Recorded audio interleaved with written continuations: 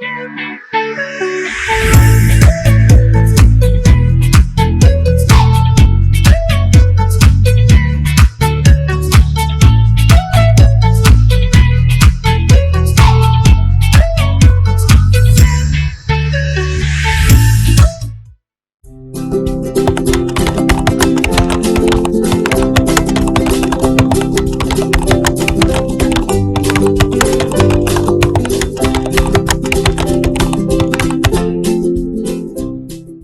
you recall a discussion from the previous class, that discussion was about, let's say, a number n, and all of you by this time would be adept in the art of converting a number into products of powers of primes. P1 to power alpha 1 into P2 to power alpha 2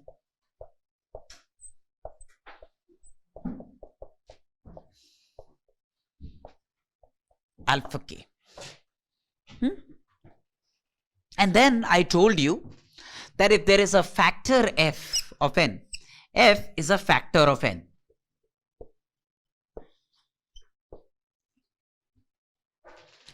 It will have the same prime constituents.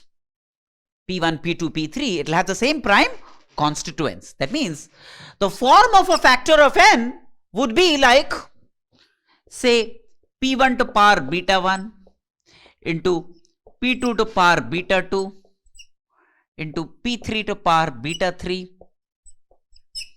into Pk to power beta k.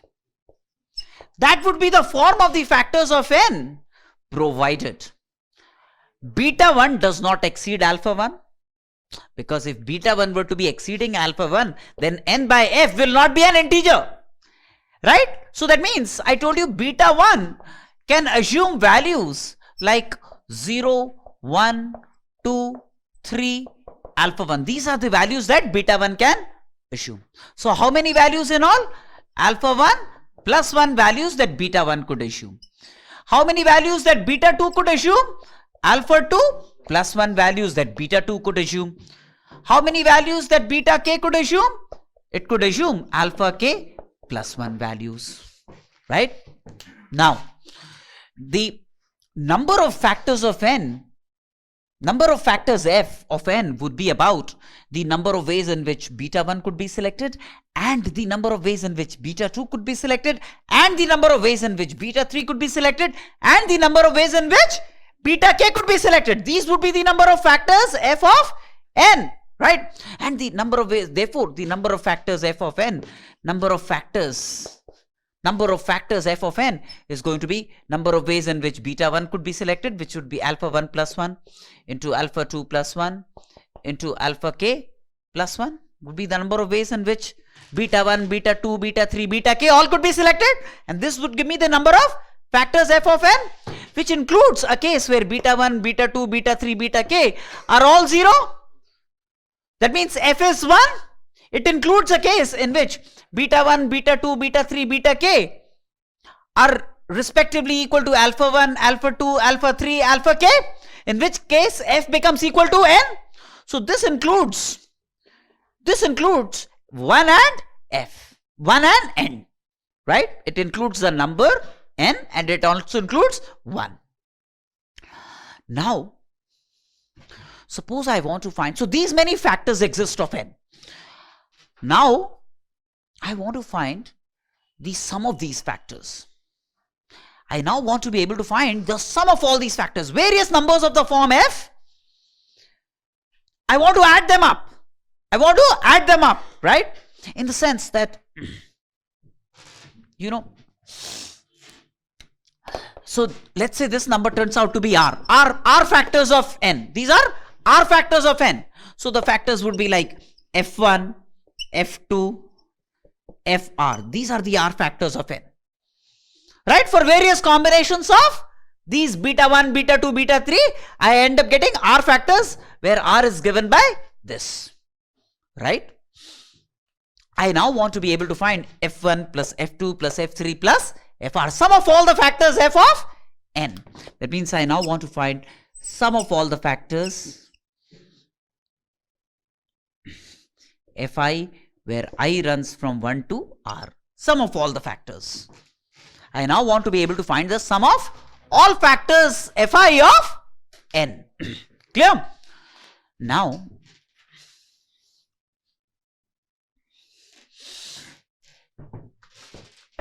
notice, consider this product.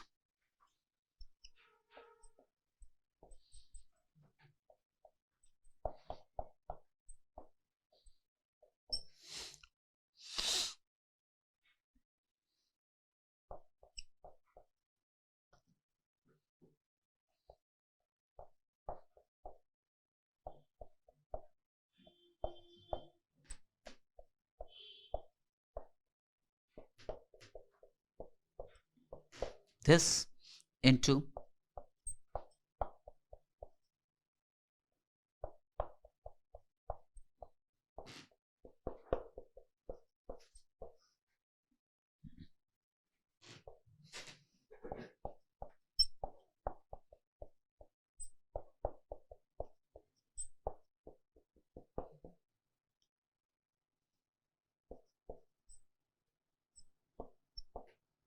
going this way.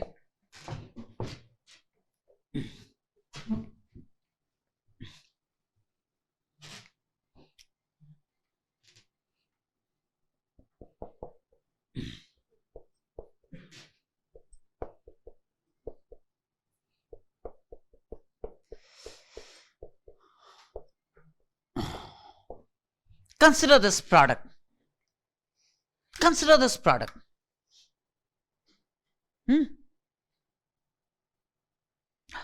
Now do you realize, if I filter out members of this product, if I actually multiply this, out through the volume, then what would I get? Let's say one term, for example, would be what? Say, for example, I could have got a P1 into P2 squared into, say, P3 to power alpha 3 into, say, Pk squared, right? This could have been one of the terms that could have been obtained by multiplying this out. Is it not? This could have been one of the terms that could have been obtained by multiplying terms out. P1 to power 1, say, into P2 squared into P3 to power alpha 3, etc., up to, say, Pk squared, up to Pk squared, and so on and so forth. Now, what would you think of this term as? Is it not a factor f of n? Because see, these numbers, this cannot exceed alpha 1, this cannot exceed alpha 1. The power of P2 cannot exceed alpha 2. The power of Pk cannot exceed alpha k. Yes or no? In multiplying this out, this is a limitation that is built into the multiplication, right? Which means, what have I obtained when I multiply this out? I have obtained a factor of n. Yes or no? You take any term here, any term here, any term here, any term here, and multiply them out. You would get a factor of n. Yes or no? So if you multiply this with this, with this, with this, with this, and expand, then the terms that you would get on multiplication would all be factors of n. Yes or no? If you actually multiply this out, elaborate the sequence, then you end up getting factors of n. What you would get is sum of terms of this kind. You will get sum of terms of this kind, which means you end up getting sum of factors of n. You end up getting sum of factors of n. This multiplication therefore yields factors of n. Bless you. This multiplication therefore yields sum of all factors of n. Sum of all factors of n. Yes or no? Which means now I can very easily conclude that this product is actually sum of all factors of n. This product is actually sum of all factors of n.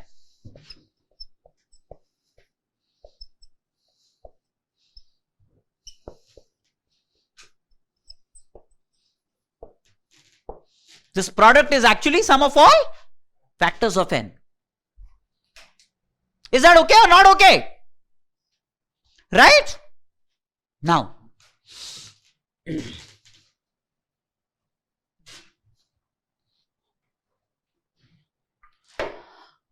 this P, then whatever the value I get for P would actually be sum of all factors of n. Now what is this? A GP series with first term 1, common ratio P1, number of terms alpha 1 plus 1. Yes or no? This is a GP series with common ratio P1 with number of terms alpha 1 plus 1. First term 1. Yes or no? So what would this sum be equal to? This sum would be equal to P1 to power alpha 1 plus 1 minus 1 divided by P1 minus 1. What would this be? This is sum of a GP series with first term P2, common ratio P2, number of terms alpha 2 plus 1. Sum of these terms of a GP series is going to be, right, P2 to power alpha 2 plus 1 minus 1 divided by P2 minus 1.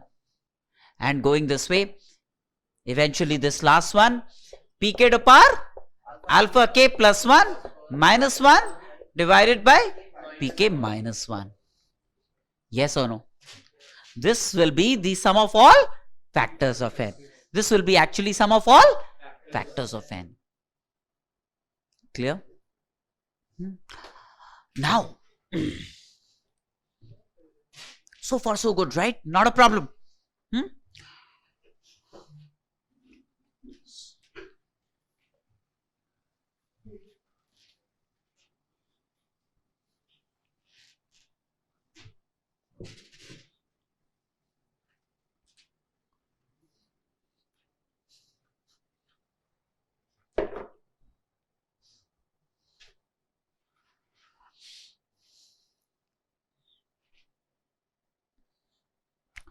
Now,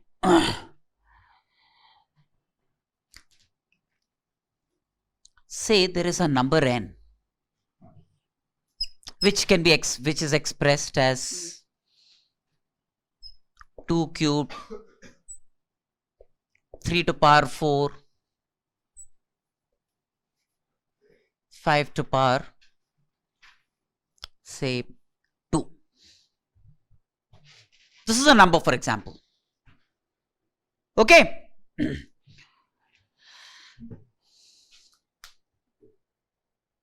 Now my contention is, in how many ways can I write this as product of two numbers? In how many ways can I write n as product of two numbers? Right? I want to be able to write n as product of two numbers.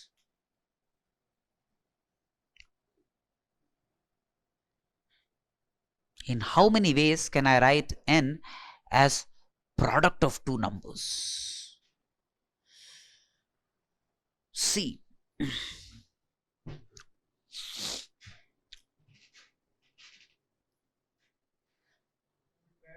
first of all, okay, I'll vary this and you try that. Let me give you a background and then I'll create a variation around this and you try that. Okay. First of all, answer this. Is this a perfect square? Is n a perfect square? No, it is not. For this to be a perfect square, these must all have been even, isn't it? N is not a perfect square. Do you realize n is not a perfect square?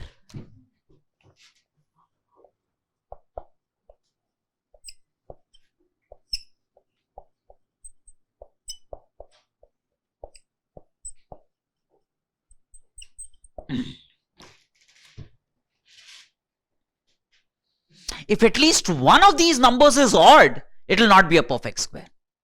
For this to be a perfect square, all these numbers should have been even. Even if one is odd, it will not be a perfect square. Clear?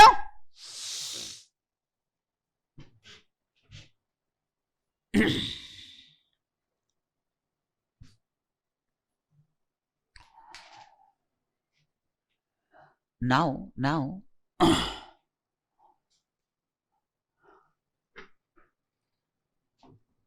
what are the total number of factors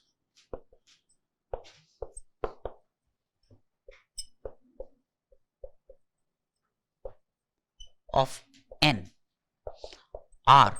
That's going to be 3 plus 1 into 4 plus 1 into 2 plus 1. That will be the number of factors of n, right?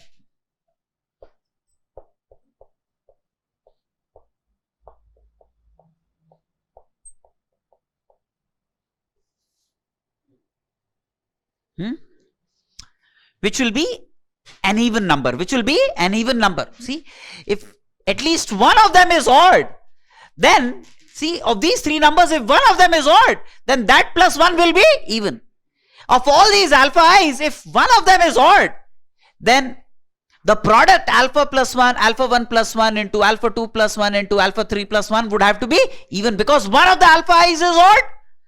So one of the alpha I plus 1 will be even, and this product would have to be even number of factors, right? What does this turn out to be? 4 into 5 into 3. 60 factors. 60 factors of n, right? That means F1, F2, F3, F60. 60 factors of n, right? Now,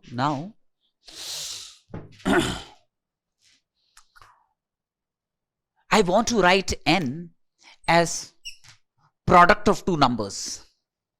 I want to write n as product of two numbers. Say, I want to write n as some fi into fj.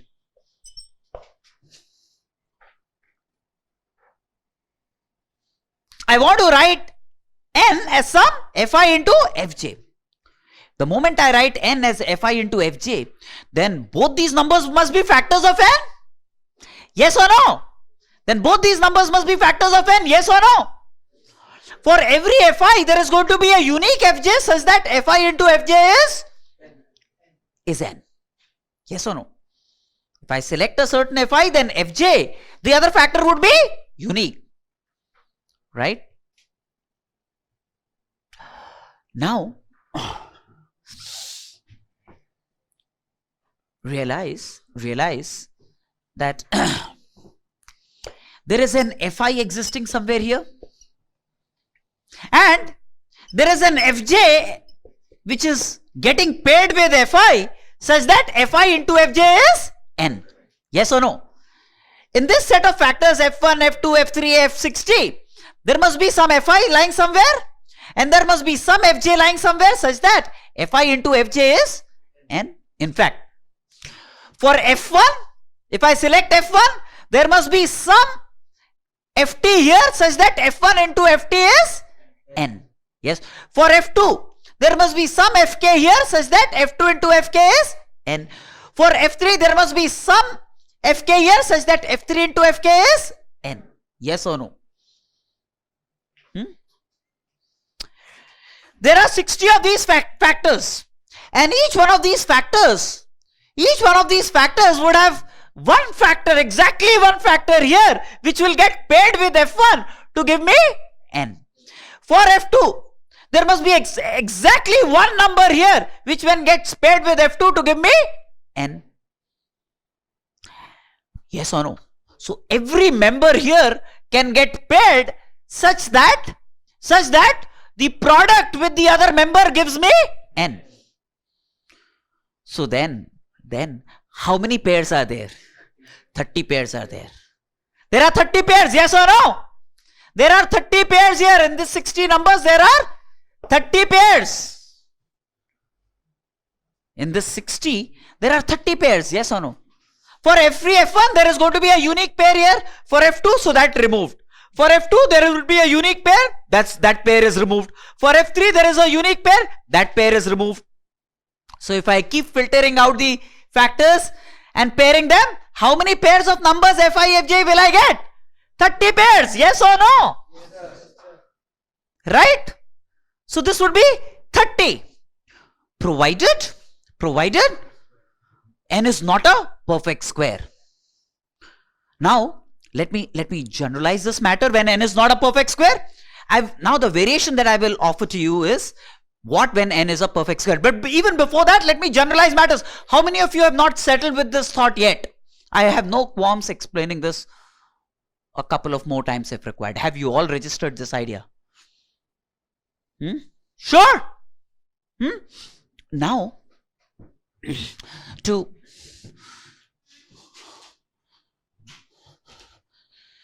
make matters look general, if n is not a perfect square, suppose n is of the form p1 to power alpha 1 into p2 to power alpha 2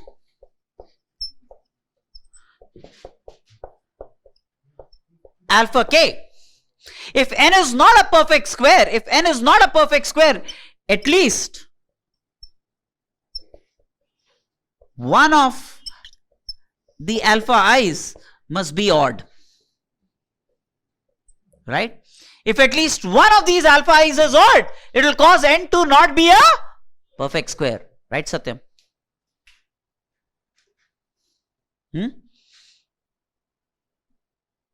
So that's a case that I am generalizing. Now, number of factors.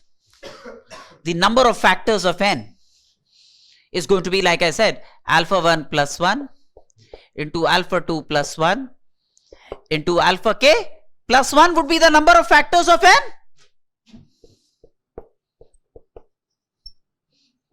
R factors f1, f2, fr. These are R factors. f1, f2, f3, fr.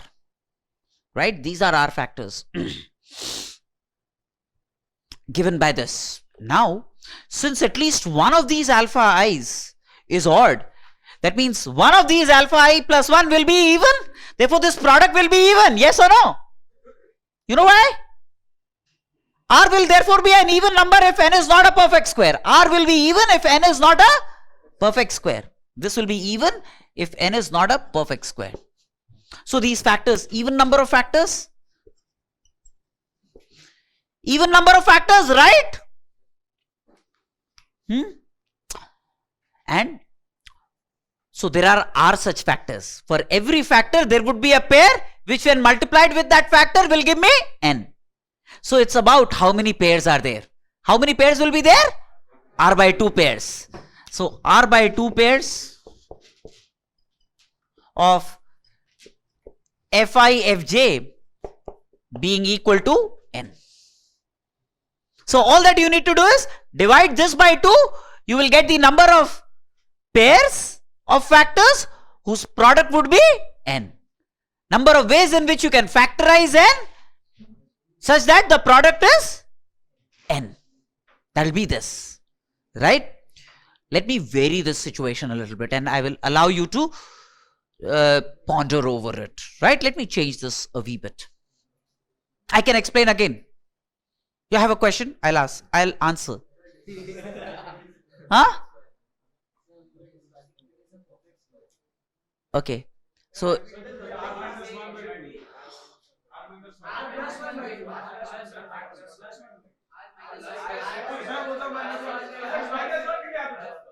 okay. So if R is odd,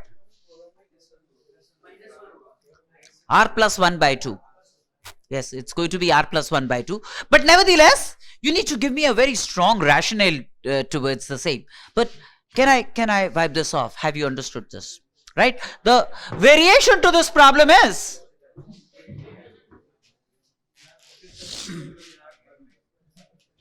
see,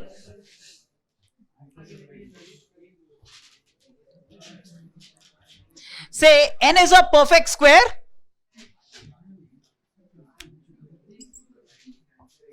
This time n will be a perfect square. If these alpha i's are all even numbers, then n is going to be a perfect square, right?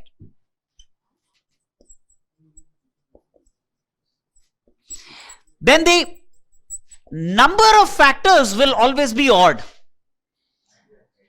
Because all the alpha 1 plus 1s will be odd numbers, right? So R, the number of factors, is going to be 6 plus 1 into 4 plus 1 into 2 plus 1. 35 into 4, 140, right? 7, 35 into 3, 105. 105 factors. That's odd number of factors. Yes or no? These are odd number of factors. Do you realize that?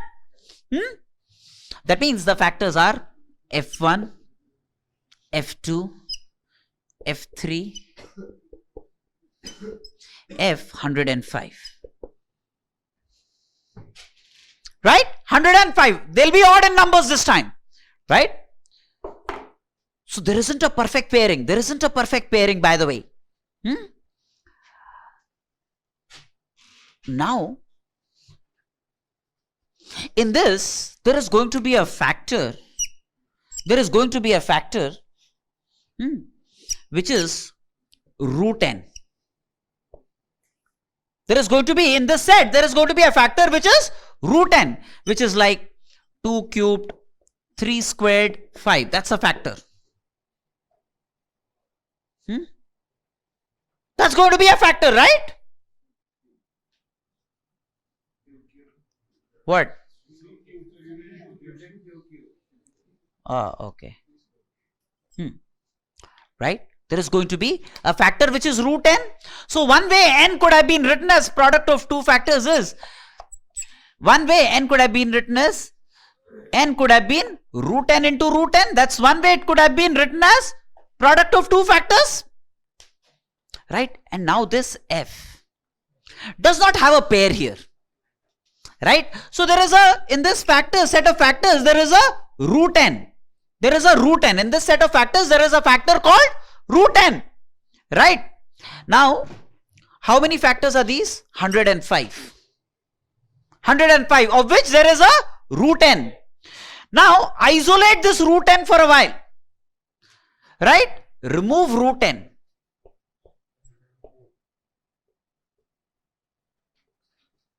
Remove root n. How many remain? 104 factors remain.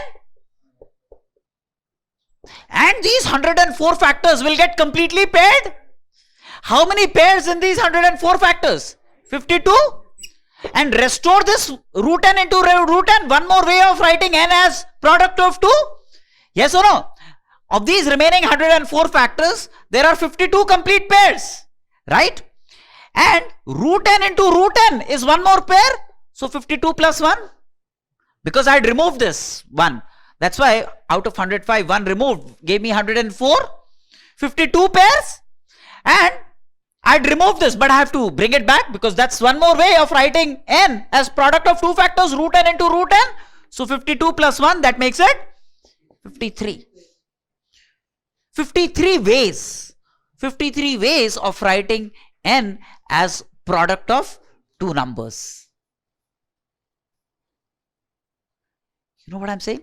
In fact, in a general, did you understand this? Did you all understand this? So very generally speaking then, so if n is a perfect square,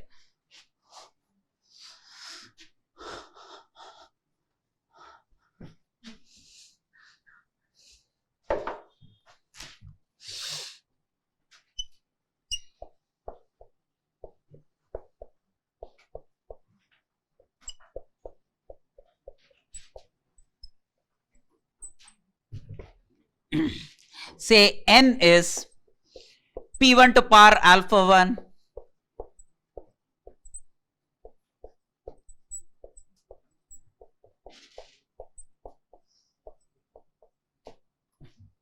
suppose n is this.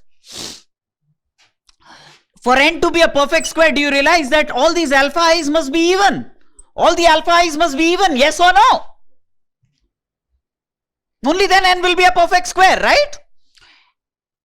And the number of factors of n given by r will be odd because alpha 1 plus 1 will be odd, alpha 2 plus 1 will be odd, alpha 3 plus 1 will be odd,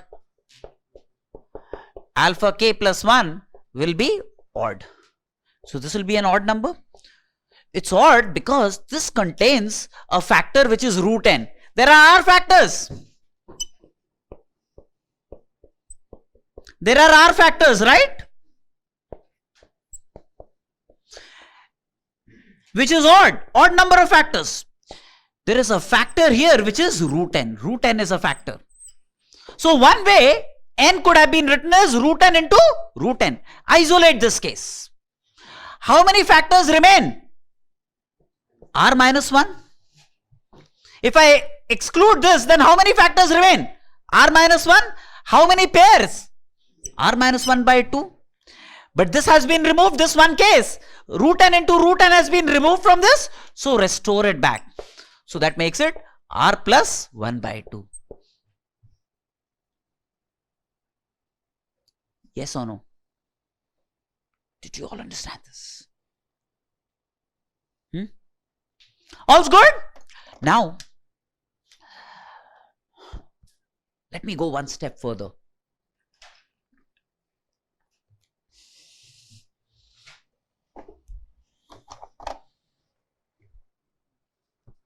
Are you registering all of it?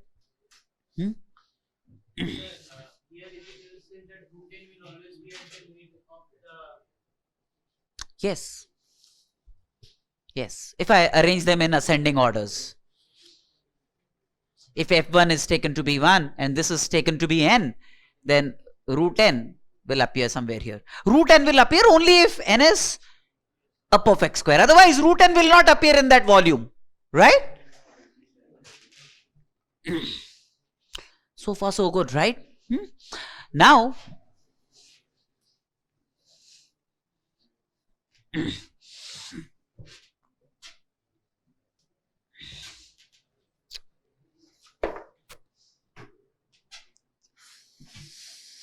say I have a number n.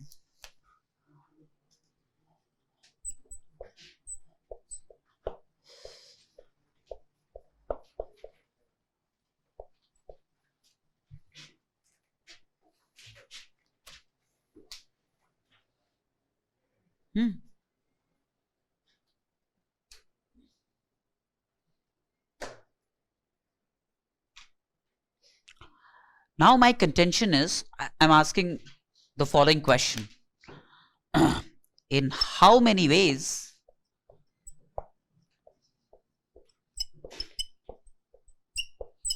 can n be expressed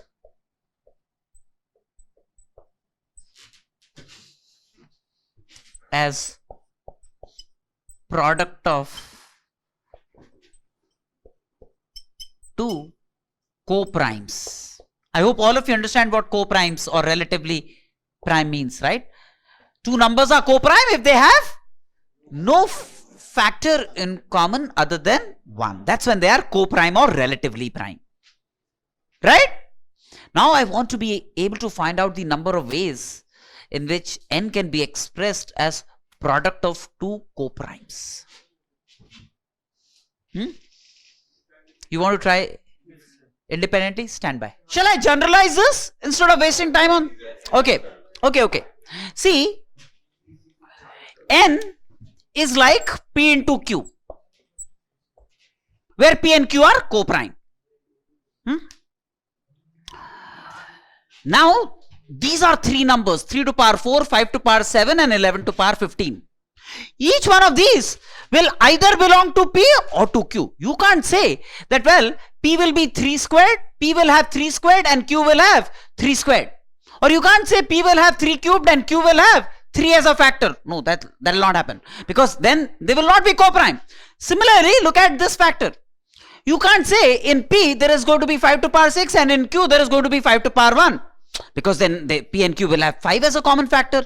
11 to power 15, you can't say p will have 11 to power 10 in it and q will have 11 to power 5 in it, because then they will have 11 as factors. That means these numbers will bodily go to either p or q. These numbers will go bodily either to p or q, right? Which means this number can go either to p or to q. Yes or no?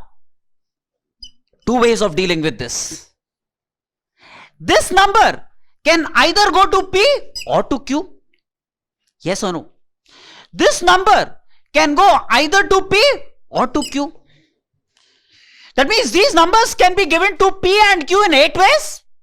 But this includes the case in which, say, p is 3 to power 4 into 5 to power 7 into 11 to... 11, or let's say this, Q is 11 to power 15. This includes this case of a case of this kind. It also includes a case where P is 11 to power 15 and Q is 3 to power 4 into 5 to power 7. It includes these cases. Yes or no? That means there is duplication in this 8. There is the PQ pair appearing twice. Both this and this will appear when I count this way. Yes or no? That means you will divide 8 by 2. You're getting 8 in which PQ and QP both are appearing. In which PQ and QP both are appearing. So to suppress that duplicate count, you divide by 2. So 8 divided by 2, that makes it 4. 4 ways. Yes or no? I'll explain again. Yes, of course. Yes, of course. So now,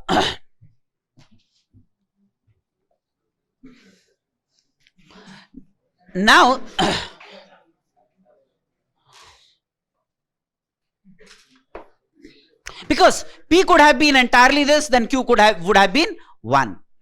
Right now, in a very general sense, if N is P1 to power alpha 1 into P2 to power alpha 2 into P3 to power alpha 3 into Pk to power alpha k. If N is this, right? I want to find the number of numbers P and Q such that co-prime numbers P and Q such that P into Q is N, where P and Q are co-prime. Right? So it would be about assigning these factors bodily to either P or to Q. Yes or no? It would be assigning these factors P1 to power alpha 1, P2 to power alpha 2 en masse bodily to either P or to Q exclusively.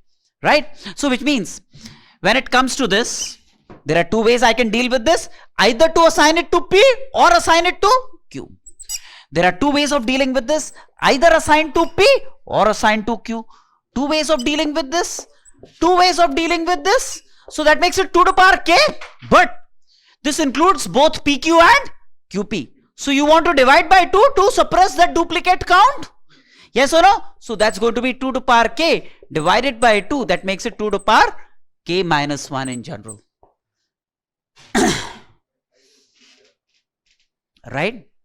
Got it?